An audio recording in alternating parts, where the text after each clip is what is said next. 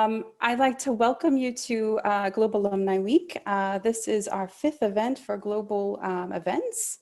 And, we've been running pretty strong so far. We're towards the end here, but really Global Alumni Week is to bring CEMSs together between alumni and students, but also corporate partners, academics as well, just to share knowledge and also to engage with each other. So without further ado, I'm just going to give you a bit of housekeeping. Here you go. So just so you know, you're muted upon arrival, and make sure to use the Q&A box at the bottom of your screen to ask questions. And we really encourage engagement. So if you'd like to ask your question live, feel free to raise your hand and I'd be happy to unmute you. So please do so. And we may ask you some questions also in the chat. So feel free to use the chat as well. You can also upvote your questions if you'd like to, just to see which questions you'd like to ask first. Okay, so keep an eye out for that. Without further ado, I'm going to leave the floor to our panelist and our moderator today, along with my lovely right-hand woman, Sophia Kafong Cheng. So the floor is yours, Professor Salvacruz. Well, thank you very much, Melissa. So hello, everyone. Good morning, good afternoon, good evening, wherever you may be. So welcome to today's session on this APAC e-commerce. My name is Joseph Salvacruz, and I'm reaching out from Hong Kong, by the way. Anyway, everybody knows online, and especially during these pandemic times, somehow we've been engaged, we've been experiencing this online thing. And so I'm pretty sure that there's a high level of interest and perhaps curiosity amongst everybody in terms of career prospects in this wonderful industry, right? And so today we'll have an opportunity to gather direct insights from who else, the experts in the field, right? And so we have the privilege of getting some speakers to share their views, their experiences, so that you yourselves will have an idea, get a feeling of how it is to work in an APAC e-commerce company. And so without further ado, it is my pleasure to introduce today's guest speakers.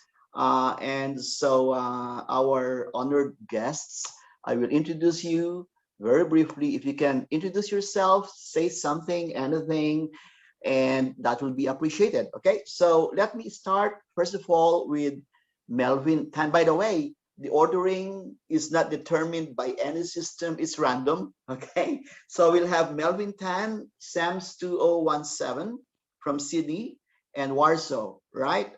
So Melvin. Hi guys, hi everyone. Good day, good morning to those who are dialing in from the West, and good evening to everyone else who's from this part of the world in APAC. My name is Melvin, and I'm a CEMS alumni, as Prof. Joseph has just mentioned, from 2017. And I'm based here in my home country right now, in Malaysia, and I've been in the e-commerce industry for the past close to 3.5 years, coming to 4 now. I've moved a couple of different roles, which I will share later on in terms of the different sectors of the industry, but we will talk more later throughout this session. Okay, thank you. Thanks, Melvin. And so now let's meet Matej Urban from Rotterdam and Copenhagen. Matej? Thank you, Professor. Very nice to meet everyone. As mentioned, I did my CEMS in RSM and CBS. But for the past 6 years now, I've been in Malaysia, same as Melvin. And for the past 6 years, actually working with Zalora in the fashion e-commerce side of the business. I think, there's going to be probably a lot of questions about the specifics of it, so I'm not going to go into detail now. But probably just to highlight, I'm originally from Slovakia, not from Malaysia, as you can imagine. So also a lot of great opportunities for expatriates in APAC. Okay, well, thank you, Matej. At this time, let us welcome Suthida Mattayasuwan from Sydney and TSEM. Thanks, Professor Joseph. Okay, so hi, it's nice to meet you all again. Feel very nice to be back to the STEM community again. Feel like going back to school. And I saw some of the familiar face. So nice to meet you all again. So I'm actually Thai, and you can call me Tan also, like if that was easier for you guys. But currently I am working in Shopee in Singapore office and as a product management, which we will talk more about it. So feel free to shoot any questions or DM me afterward if you have any questions or need any help. Yeah. Yeah, everybody loves Shopee, right, Ty? All right, Everyone and sure. And last but not the least, let's welcome Ronald Wong from NUS in St. Gallen. Hey guys, yeah, I'm Ron and I'm dialing from Singapore. Very pleased to be here today, to be able to have this conversation with you guys and hope we all take away a little something on this Saturday afternoon. Yeah, I was from the CEMS cohort and I did my CEMS degree in St. Gallen and also Richard Ivy. Very grateful for the experience. It was an amazing experience. And currently I'm with Grab. It's a super app of that covers the Southeast Asia region. And we provide transportation service, some parts of quick commerce like food deliveries and also grocery deliveries. And I manage the logistic part of the business, which is Grab Express. So anything that's dealing with on-demand deliveries, that's the area of business that I'm managing. Yep. So look forward to having a good conversation with you guys. Sure. So who does not know Grab, right? So I'm pretty sure we'll have a very productive discussion coming forward. So before we proceed, allow me to first acknowledge the hard work put in by our good friend Melissa Bohele Weaver, and of course, Sophia, right? So thank you very much. And I'd like to acknowledge, of course, the efforts of Nihal Taparia, your CEMS student board representative, who took the initiative to invite me over. So it's my pleasure to really be moderating this discussion. All right, so let's proceed with the first topic that we have on the table, okay? So the first issue that we want to discuss is about how the industry looks like. So I'd like to request our distinguished guests to provide a brief overview from their perspective of the industry across this region, the APAC region. So anybody who would like to start, guys? Okay, maybe I can Sure. start. Okay, I'll just give you an overview of the industry across this region.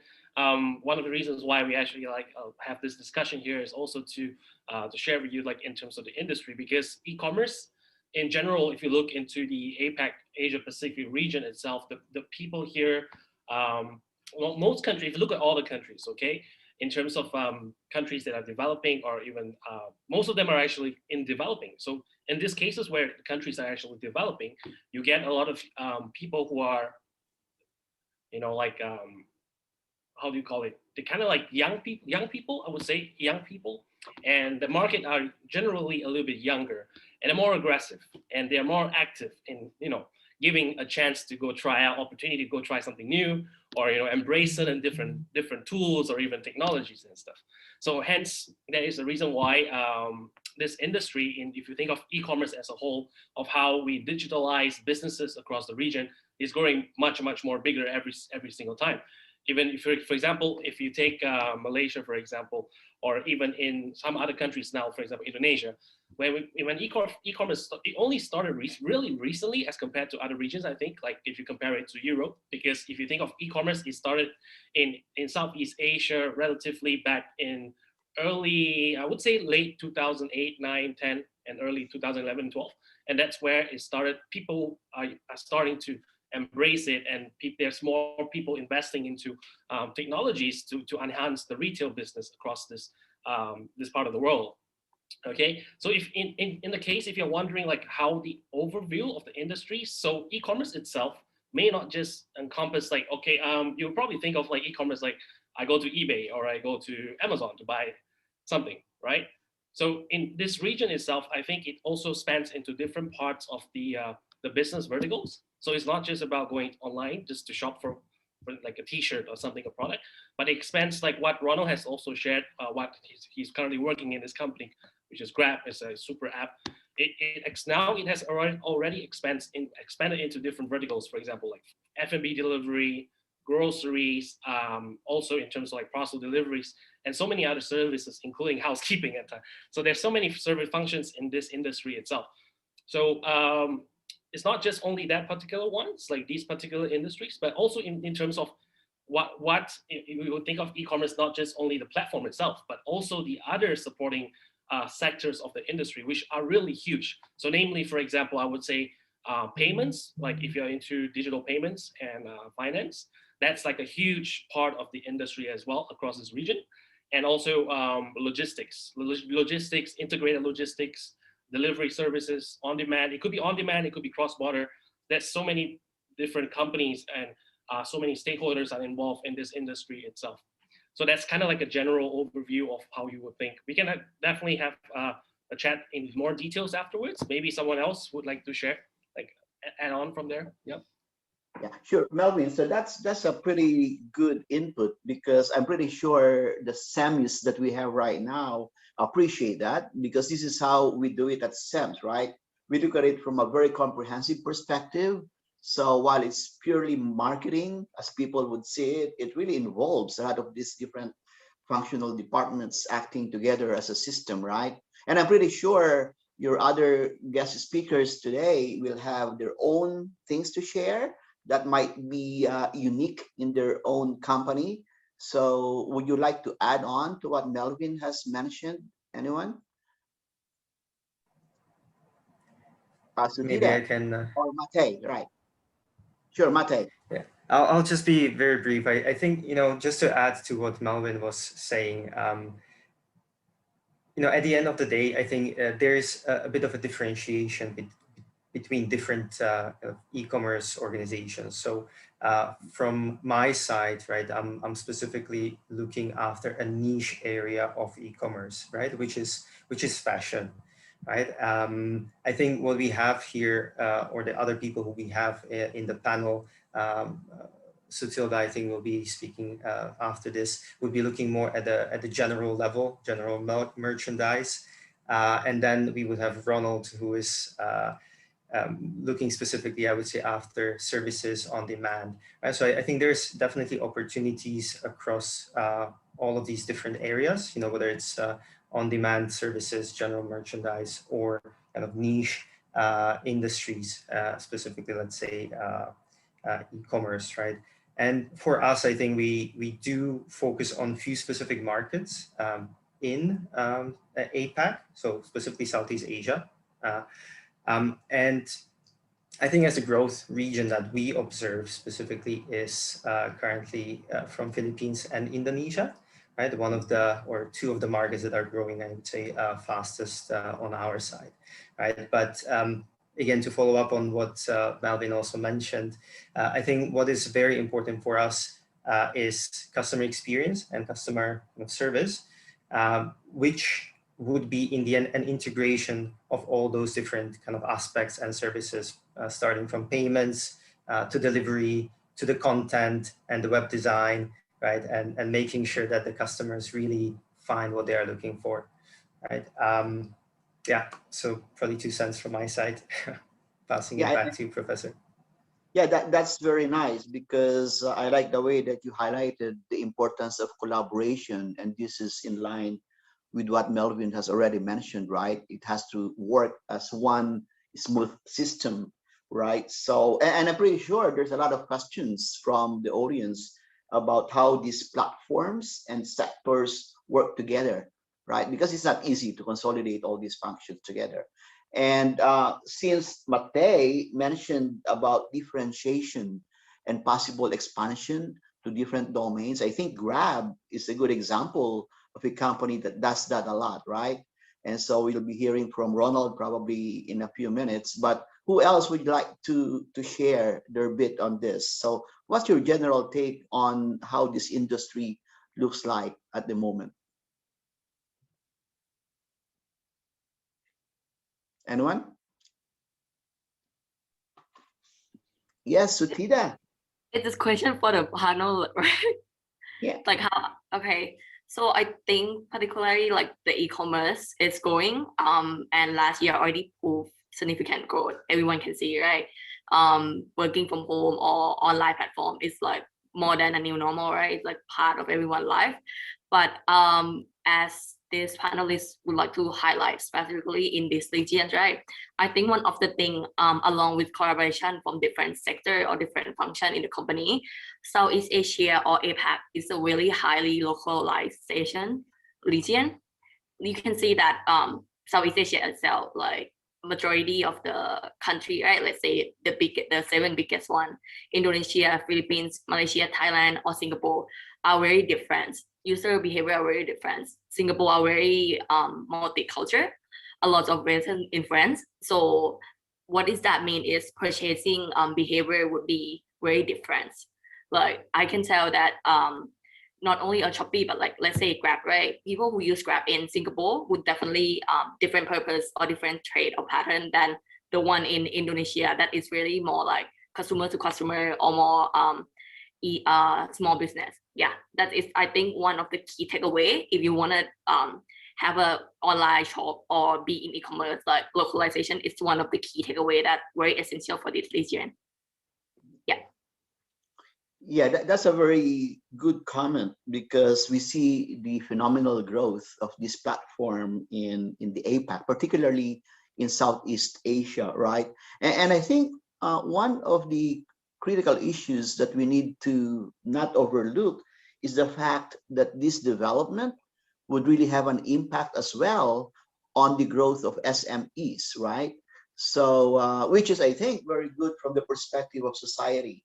So does any one of you have any experience or anything to share about how your operations have actually impacted growth or opportunities for SMEs in the region or in the country where you are operating in? Yeah, maybe I can share a little bit on that. So part of our mission over here at Grab, right, is really to empower the micro entrepreneurs, in the region. I think today we empower almost 50 million micro entrepreneurs, and how we term micro entrepreneurs are not only the SMEs, but as well as the drivers that we have on. We see them as entrepreneurs, right? Of course, the food guys that are selling food, a lot of them are small enterprises, right? With a small shop, and they could be doing something like only $100 revenue per day. Very, very small outfits to all the way to like bigger SME stores. And we also empower the groceries and also social sellers, right? That's a big part of the Southeast Asian market. So I guess the question really is, how do we really help them? And I think the strength of platforms really lies in, the consumer base, that we guys really capture, and the ability of us to give these consumers visibility to our merchants that are actually selling items. I think that's one area. And second, I think it's also the tools, right, that we are actually helping them with, right? So imagine, you as a small consumer, say if you are selling food in some parts of huge Indonesia, like let's say your mom and pop store, right? Your traction is probably going to be like anyone that's like 5 km radius that has seen your store physically, right? But being on the platform, you give these store visibility to thousands of consumers that are nearby the area. You can extend out even to 10 km, right? So one, I think, is really visibility. Two, I think it's the tools. They can really use the ad tools and to promote their brand. They can also use the analytics behind that to see how their sales is performing, track their orders. So in a sense, the tools give them a lot more head start in terms of technology, to compete with the bigger guys, right? Yeah, so I would say these two things are critical. And then of course, third is the ecosystem, right? Like the payments that we have talked about, right? How do people pay, right? The logistics service that comes with it, right? If you want to grow your business and you are you're a small shop, you have to actually settle all these things to actually get more demand, right? But working on a platform, because of the company actually does all this for you, and hence you are able to reach a larger volume of business and also get it fulfilled. Yeah, so some parts of inputs on that area. Okay. Yeah, that's good. Perfect, Ronald. So we've got one question on the table, and it says, we've heard and read a lot about the future of e-commerce, right? But what's your take on the next biggest thing in e-commerce in this region? Well, we will discuss this because I think we have a section that we have allocated for this particular topic, and that will come in very soon. Okay, so we will discuss this issue in a few minutes, so hold your horses, we'll get into that. Okay, I think that will be a very good topic to discuss as we wind up the discussion. All right, do we have any other question on the table that you'd like us to discuss? So we've looked at how it looks like. I'm pretty sure some of you may be wanting to know, how do we monetize the business? Is there really big money on this one? What are the challenges? So, guys, do you have any general take on how the monetization really works in this kind of business? I think it's very useful also for those of our colleagues who might have an entrepreneurial mindset as well, right? So in general, so how do we monetize this business? Maybe I can jump in regards to like sharing in general, like in how do e-commerce platforms, for example, Sure. monetize, or in a way that collects revenue from there. So technically, for platforms, if we look into like the larger marketplaces, for example, like Lazada or even Shopee, for example, there are two different types. So if we think of multi-platforms, for example, like marketplaces like Shopee, Lazada, typically there will be or even food and beverages or grocery delivery platforms across Southeast Asia on APAC. Usually there would be some sort of a commission base where, for example, if a buyer or a customer actually purchases the particular product or service, this platform would actually charge a certain small amount of fee on top of from the order of the customer.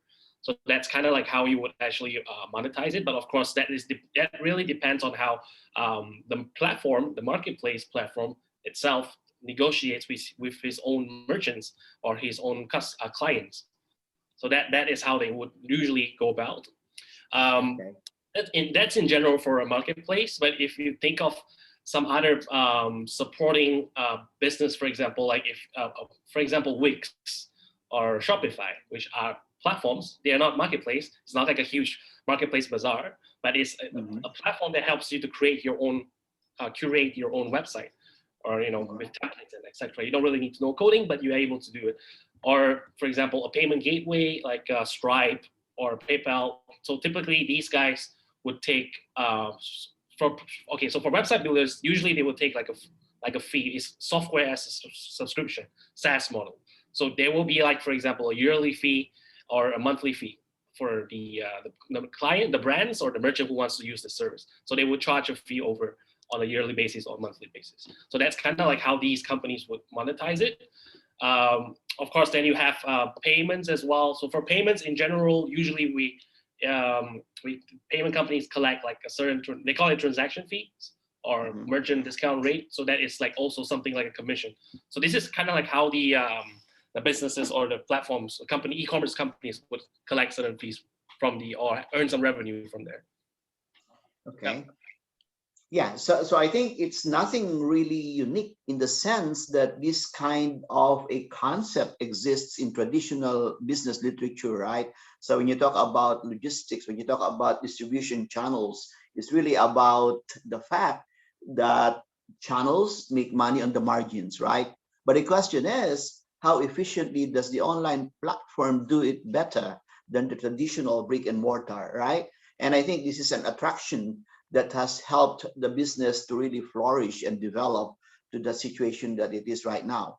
But again, I think everybody knows how lucrative this business is, how exciting this is. But I'm pretty sure the major issue that our viewers right now would have in mind is coming from the point of view of a CEMC.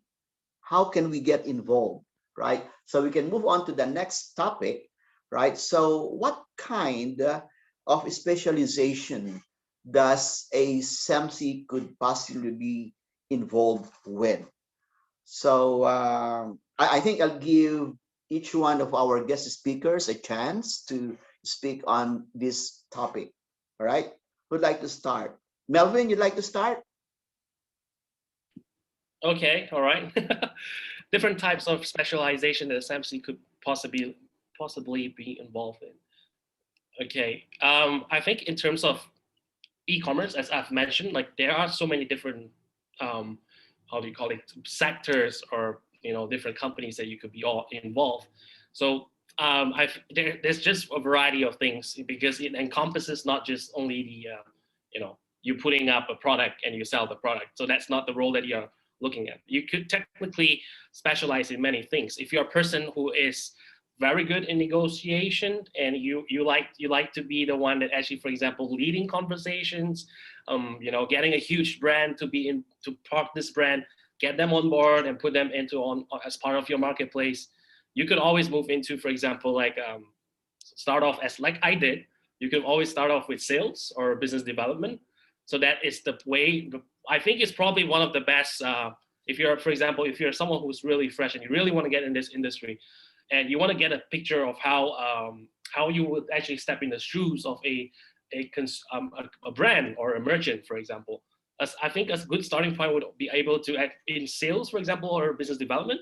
You will get the chance to actually, be brave, go out there and talk to the clients and ask them, hey, how can I help you to grow your business? How can I bring you on board? How can my business help you to solve your pain points? And then at the end of the day, both of us kind of make some sort of revenue from there. So I think sales or business development, it would be one good point. You can also, if you're into more like for example, if you're more into data management and you like to play around with numbers and things like that, you can also move into, for example, analytics. That's also a huge part because e-commerce, technically you're on a platform. So you will deal with large amount of volume of information and data, and in order to make everything more smooth and to understand how the next, for example, how will the people react to, if, for example, the advertisement that is going to be pushed out for this particular merchant of yours. So how do you analyze the campaigns? Are the campaigns effective? The number of consumers that end users, sorry, no, I'm using technical terms, but in terms of number of new customers or existing customers, how do you improve from there? What can you do?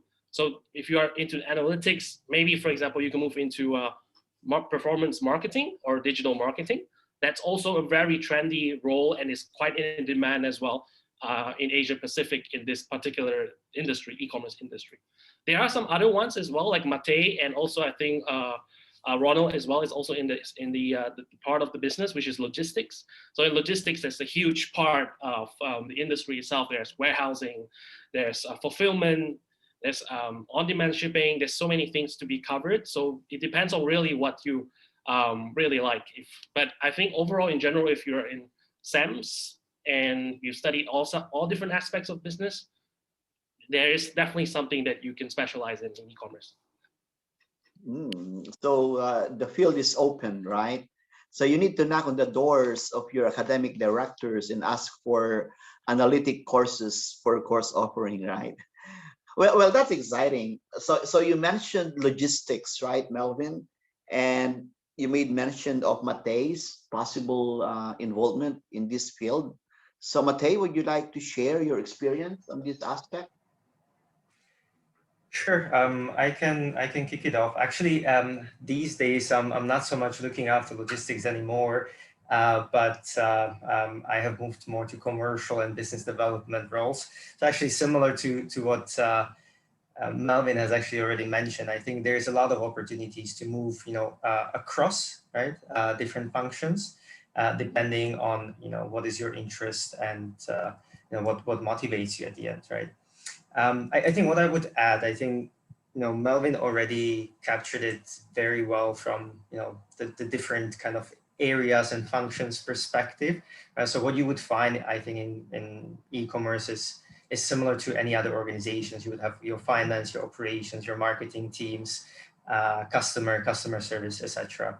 Right? Maybe I would touch on it a little bit more, kind of from the perspective of who we would be looking at or who we would be looking for when we are hiring for a position. Right? I think that probably gives also a little bit of good background, right? So there's definitely certain hard skills that could be required, especially when we are talking about maybe product management. So Suthida can maybe add on that later, or logistics, supply chain, right? But actually, based on my experience, I think the soft skills is actually something that is even more important, right? So normally, when we are doing our kind of interviews and hiring for positions, we would be looking for things like communication, right? So being able to communicate internally, externally, managing stakeholders. This could be relevant for business development. It could be relevant for product management, right? As a product manager, you need to be communicating with everyone in your company, right? Second part would be kind of drive to learn, right? So I would, how I would put it into perspective, also for me, when I was joining operations at the very beginning. No idea about operations, haven't done anything in supply chain, first time doing it, huge learning curve, right? So I think for people who are interested to join e-commerce, and especially from CEMS, because I think CEMS is in major part more generalist, right, background rather than specific. I think there's a good learning curve, and I mean, you should be ready for that. But I think that's also what companies are looking for, kind of that ambition to learn, to innovate, to improve, right, within your company. And lastly, I guess what I would add is proactiveness. So when we are also looking for people, we do, or I personally, I guess in this case, would be expecting a certain level of proactiveness, ownership, accountability, behind what they are looking at or what they will be overseeing. So all in all, with the communication, the learning, and the proactiveness, kind of being able to kind of step up, right, and drive kind of your area, your expertise that you will be overseeing.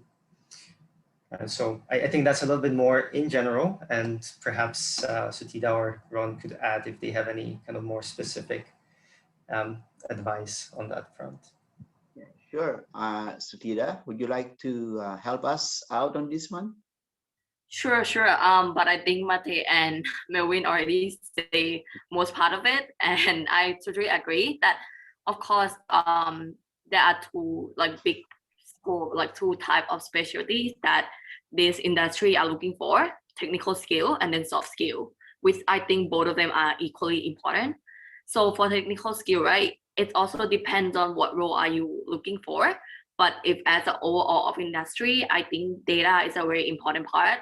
And I think Melvin already emphasized enough how important it is. But data doesn't mean only part of it is you're able to pull data. For example, you're using SQL and stuff. However, I think this definitely would be a plus if you know how to query, but I don't think it's requirement. A lot of role, especially junior, when you finish off graduate, they don't really expecting you to do. But at the same time, when you jump on the boat, you got recruited, you of course need to have certain level of willingness to learn and pick up very fast, because this industry is very fast. And after you're able to have some technical skill on this, I think analyzing of this data is even more important, because actually data is just the numbers, right? But how you make use of it, what is the knowledge or the insight that you can extract is more valuable. And that is will bring us to what product are we going to produce, what feature are we going to develop, right? Based on the data that user behavior do like this, what should we bring up, right? Yeah, I think that's pretty much the technical part in for the in this industry that you should be knowing. But on the however, I think soft skill is somehow some scenario even more important, because actually e-commerce, you don't really have your product yourself, right? your product is the application and you are like marketplace, right?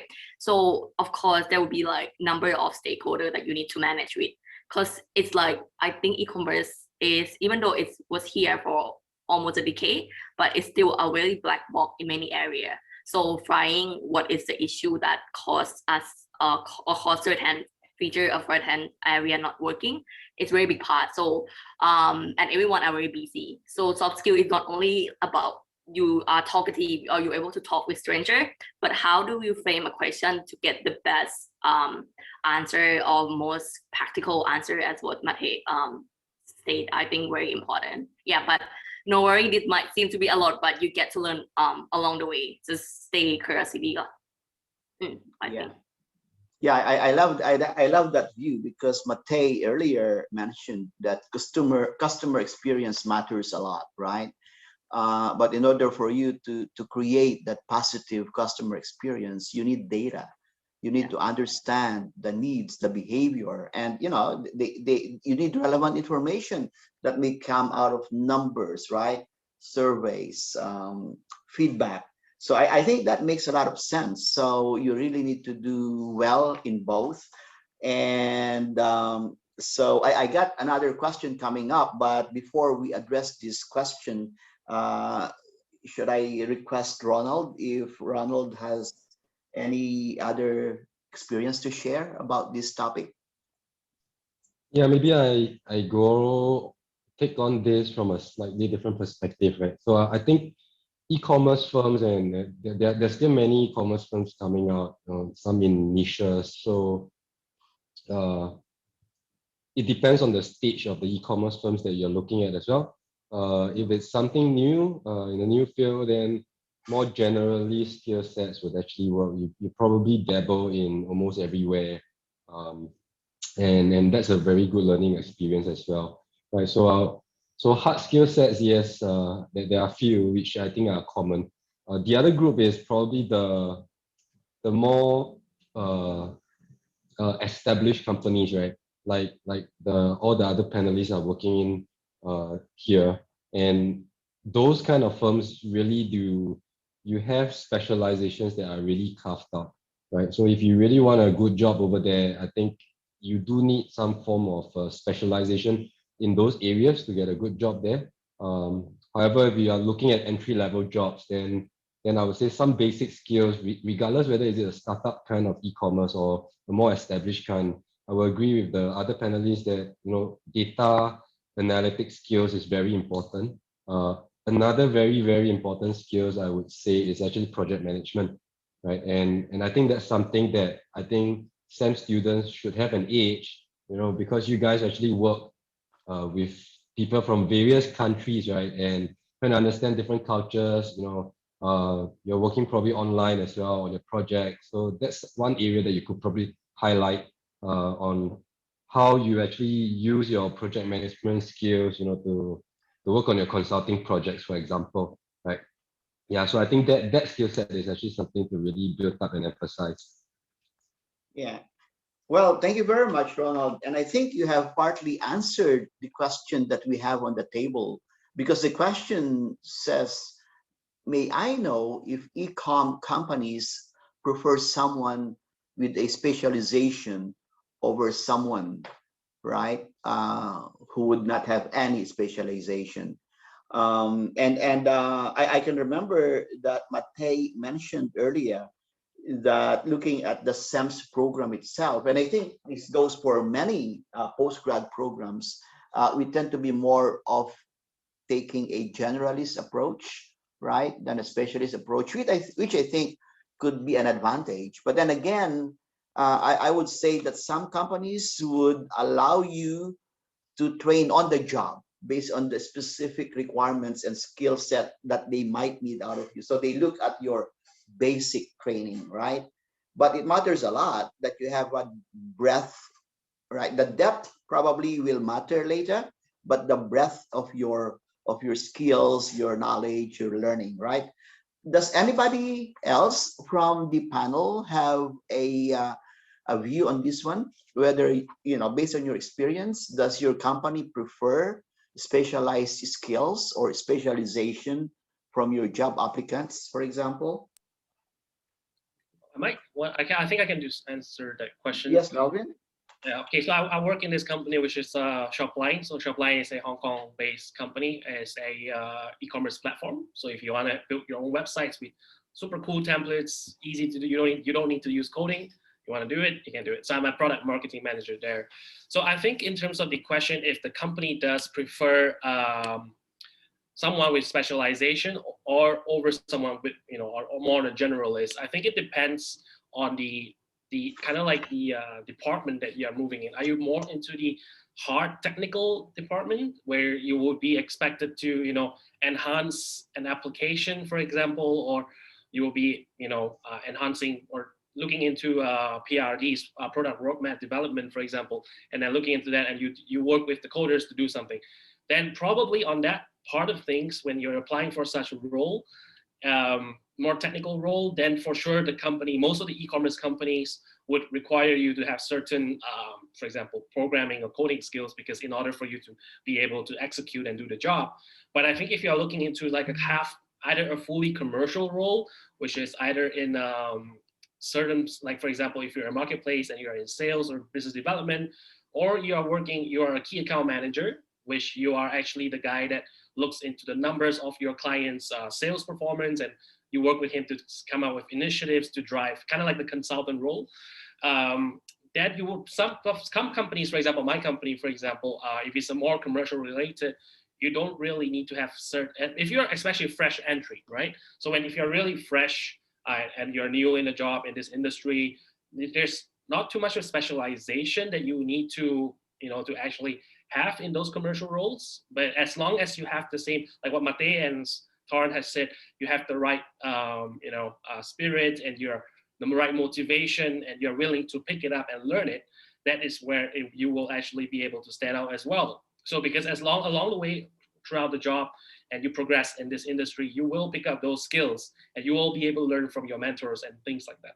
So I think it really depends on the type of role. Are you already applying for super technical, or you're applying for something that is more general and is more on the commercial side? But of course, if you are the head of, for example, if you eventually become the head of a sales or a head of account management, you will be, of course, expected to have certain data analytics skills in that sense, because you have already picked it up anyway. So just to give you a quick example of, I have like a product. So I'm the product marketing manager in my company, but I have a product marketing specialist. She actually reports to me, but she started off as a person. She's really, really young. Like I think she's 23 this year. So she actually started off in client success management, and she was dealing with clients like, oh, how can I change this setting? What can I do? So she was in CS, or customer service, kind of, for about 2 years. And she learned the entire platform, all the product ranges and things like that.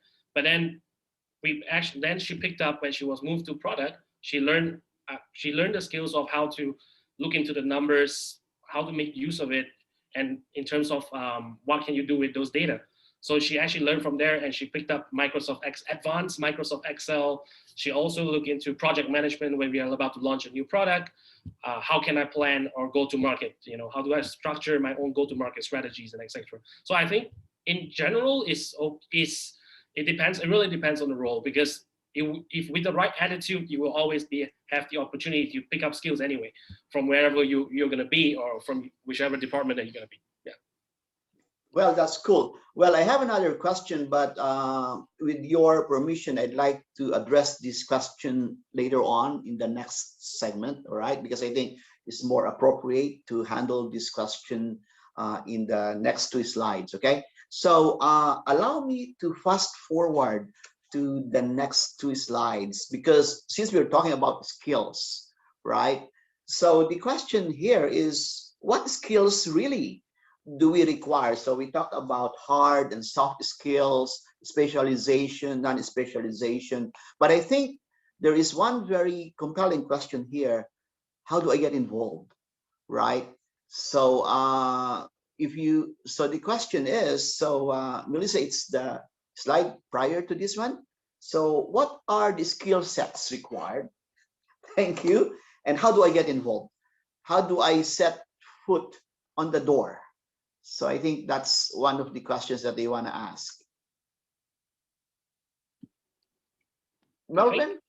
Yeah, I think number one is you need to be, because we are talking about commerce in digital space. So I think I think it's the mindset and the motivation.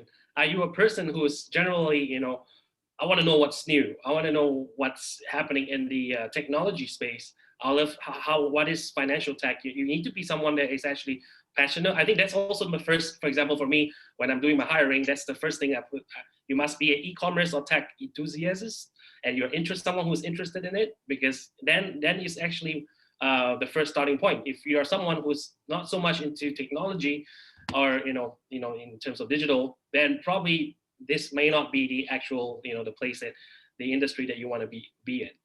Yeah, because it also relates to how you would, even if you may not work in direct commercial role, for example, you're in finance, which has nothing to do with e-commerce, but it's still the product, because you represent the brand itself and also the industry. Yeah, so basically what you're saying, Melvin, is rule number one is know yourself, right? So what is it that you love doing? And if you love doing what they want you to do, then all is good, right? Yeah. So sure, that makes sense. Anybody else who would like to take on that question? Do you have any hint, any advice on how to set foot on that particular company? Anyone? Matej, you were raising your hand? Yeah, I can do very quickly, and then I can pass it on. I think I just wanted to add to what Melvin mentioned and to what we actually already talked about.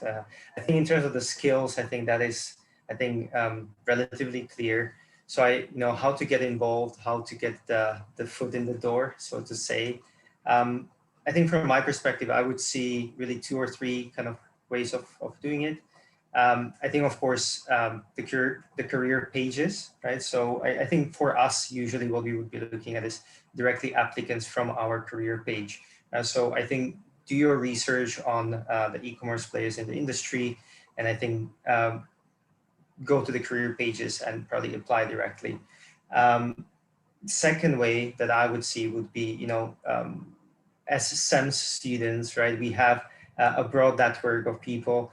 And I would say, there's a very high likelihood that someone from your network will be in e-commerce and might be in e-commerce in APAC. Right? So I think that would be also a great way of, getting connected, trying to learn more about the industry, about the companies, and starting that application process. Right? And thirdly, what I mentioned, I think it's related to the skills. So I think one of the skill that has been mentioned many times has been data, right? Data, potentially project management. So I would say, take the opportunity, take the chance to upskill yourself in terms of data. I think that is always, great to have on your CV. Also, when I'm hiring, I would be looking at, do you have experience with managing project? Do you have experience with dealing with data? Do you know SQL? I think Suthida mentioned that before. I think if you have it, amazing. If not, not a showstopper, but I think there is definitely a good opportunity if you are able to upskill yourself. So yeah, I think few points from my side on this. That's cool. Thank you. Right. Okay. So anybody else would like to contribute to this inputs? Yeah, well, I got one specific question. Somebody asked, what about language? Is there any particular language requirement? I can address this. So I think it's really depend on the role that you handling, and then also like for my own perspective, that I actually handling all like Thailand, Philippines, and Indonesia, right, which have nothing to do with Singapore, but like Singapore is our headquarters. That's why knowing the local language is a plus, or it's like a key for us when we hiring other people, because Singapore actually very small market, but we want all the talent from other country to be here, and then we bring all the language and then of course local insight on the table, and we create like this ecosystem that actually optimize for all of them. So I think aside from language and local language, definitely a plus if you know, because it's highly localization. Yep. Yeah, I love that. At the end of the day, it's about creating, again, that positive customer experience, right? So you need to be able to identify, and it also depends on the role that you play in the organization, right? Yeah, Melvin? Yeah, oh, go ahead. Sorry. Sorry. Yeah. I just remember something. Actually, if you look deeply, right, what is the key or architecture of e-commerce? It actually, we try to connect small business, right? And a lot of times, small business in Southeast Asia, particularly, a lot of people only know the local language. So it's very vital to know the local language. I was forced to learn Bahasa though by my managers, but I'm still learning. But it's actually a good learning at the same time. Yeah. Still, I'm at the tongue. You can always ask me. Okay, Melvin, what you want to say? Yeah, I think in terms of language, yes, because like I think there's two perspectives of looking at it. If you're looking into internal dealing with your internal stakeholders, are you working, for example, because for example, my company is based in Hong Kong, and they work with regional offices, for example, the development team, which is based in Shenzhen and also in Taiwan as well. So in that sense, it's not like you will be preferred, like in a sense, if you can actually speak the language that they speak, because maybe at some point they may not be able to speak perfect English. They do all speak English. It's just if you actually speak, for example, Chinese Mandarin, that would help a little bit because it's kind of like this sub-region language itself. So as a Malaysian, I speak Mandarin, so that helps a lot in terms of how I get my product requests or anything to be given to regional.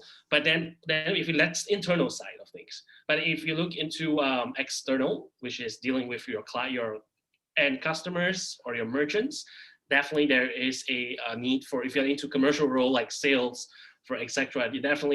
You will need to localize, be able to understand the local language, because then in order to create that, you're my person, you drive with the language. Sorry, you're breaking up a bit. Oh, can you hear me now? Yeah, I think it's better. Oh, sorry. Yeah, I think it was. So yeah, Right. definitely quite important. But in general, I think yes, try again. Yeah, it's okay. All right, I think sure. Southeast that's Asia. good. Perfect. Yeah. So Yeah. I think it makes a lot of sense. Okay. So let's deal with the next topic then. So the question is, so what's next, right? What's next? And I think we have a live question coming up, Melissa.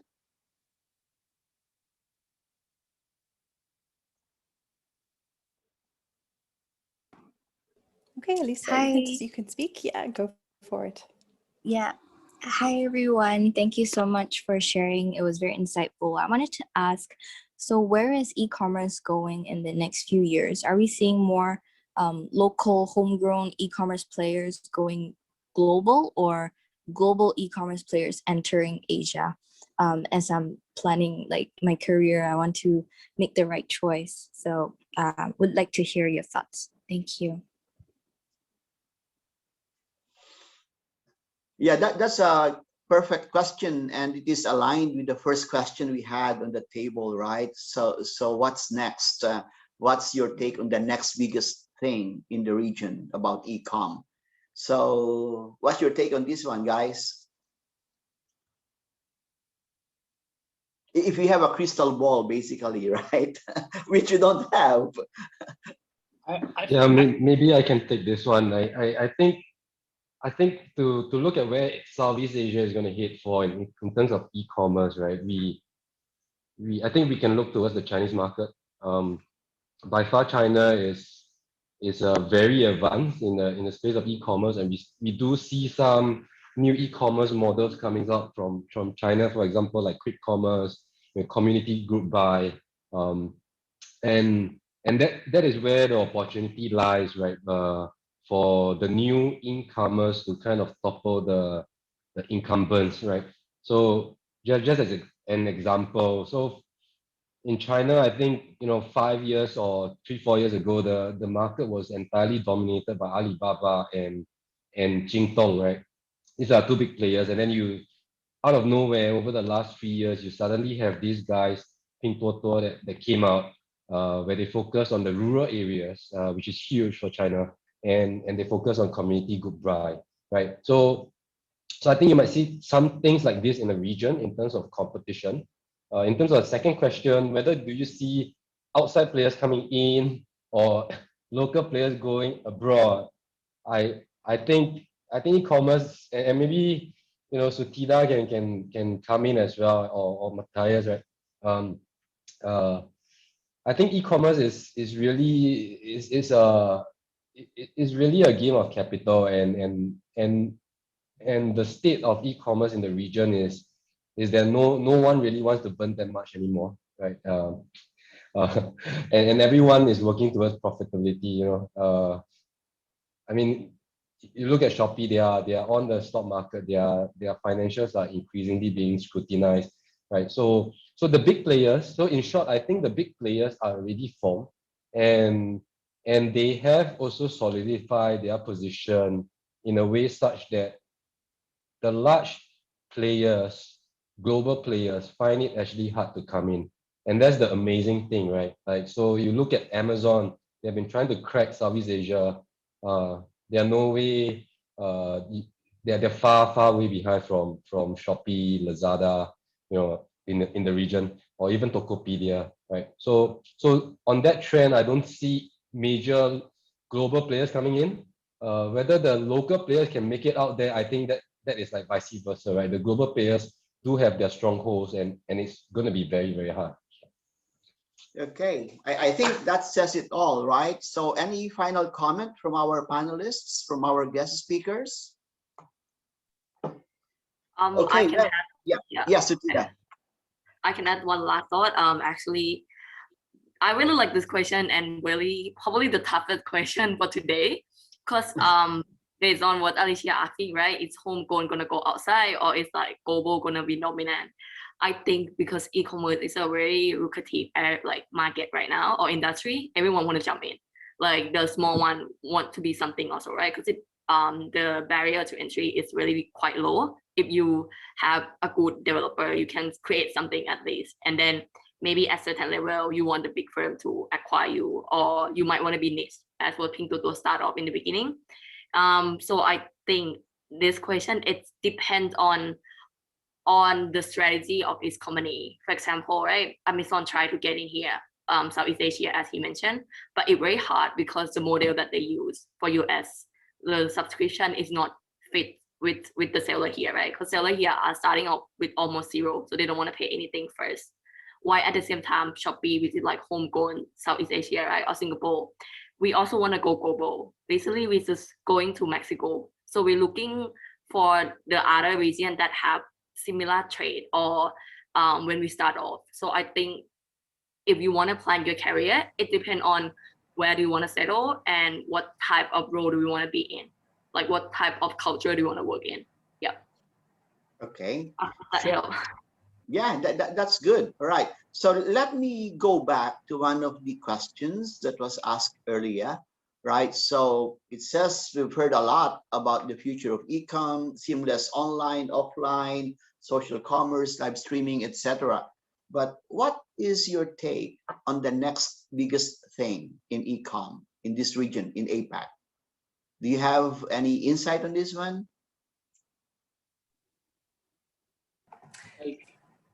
Go first. Maybe I can.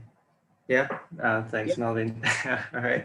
I'll take it hopefully relatively quickly. So, what is coming up in the region? I mean, we talked about it, I think, to a great extent already, but there's definitely still a lot of digitalization happening in the region, right? And I think with COVID, with pandemic, this has accelerated, I would say, even more, right? So SMEs, micro companies kind of going online. And I think second trend is, with all the lockdowns in the region, also the customers and consumers are moving online, right? So I think what we see is really a creation of, I think even more of an omni-channel kind of presence, right, in the market, right? And we see more and more kind of the blurring lines between offline and online, right? And probably just to add on top of that, what Zalora and what perhaps me kind of specifically are also working on these days. And that is kind of related to some of the topics that we have been discussing before, the super app, and how do you support the organizations, your suppliers, your sellers in the region. So what we are focusing on and trying to build up is our service function, right? So we're looking into what are our core competences that we have been able to build in the region. As an example, around fulfillment and logistics. Fulfillment is extremely difficult in the region, especially when we are looking at cross-border, right? Because let's say shipping from Malaysia into Philippines with thousands of islands, it is very difficult, right, to get into all the areas, remote areas, and at the same time, focus on the right customer experience. Are you delivering it at the right speed? So what we're trying to build is really kind of a service offering, tapping into our core competences of something that we can offer and provide to our brands. And so how can we enable them to perform better in the market, right? And this definitely is then riding kind of that digitalization wave, helping them to overcome kind of some of the constraints currently with the lockdowns. And I think one important point that also Ronald, I think, mentioned earlier in the conversation, which was the visibility, staying relevant, being in the eyes of the customers, being able to expand across the region. So I guess in summary, I think there's still a lot of potential, still a lot of growth. Yeah, I think what we are trying to do is enable that for our strategic partners. But do you have any hints or gut feeling, perhaps, on a new category that probably would emerge? I mean, we've seen food come up very, it rose very abruptly. Yes, Melvin? Yeah, I think in terms of category-wise, if you look into the current trends that we have, because now we are in the COVID period, for sure you can see the spike in terms of electrical and electronical devices, and also like sports, for example, when you're indoors and stuff like that, where you're talking about working fitness from home and stuff. I think it's not more about the category, but it's the way on how the experience, how the e-commerce trends are going. So I think what we are seeing here is like I think Ronald has mentioned as well, in terms of there is this particular trend that is quite interesting. I think it started off, for example, in China, where it's social commerce and live streaming. That is like the first quite a new trend.